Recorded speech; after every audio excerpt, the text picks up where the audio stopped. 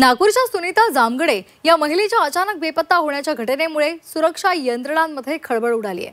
कारगिलच्या सीमेवरील शेवटच्या हुंदरबान गावातून तिनं नियंत्रण रेषा ओलांडून पाकिस्तानमध्ये प्रवेश केल्याचा संशय व्यक्त केला जातोय। सुनीता जामगडे ही नागपूरमधील संत कबीर नगर भागामध्ये राहणारी असून ती पूर्वी एका खासगी रुग्णालयामध्ये नर्स म्हणून कार्यरत होती। ती 14 मे रोजी आपल्या 12 वर्षीय मुलासह काश्मीरच्या दिशेने निघाली। मुलाला थोड्याच वेळात परत येते असं सांगून तिने तिला तिकडे सोडलं आणि त्यानंतर तिचा काहीही थांगपत्ता लागलेला नाही। स्थानिक नागरिकांनी हा मुलगा एकटाच फिरताना पाहून त्याला तातडीने लडाख पोलिसांच्या हवाले केलं।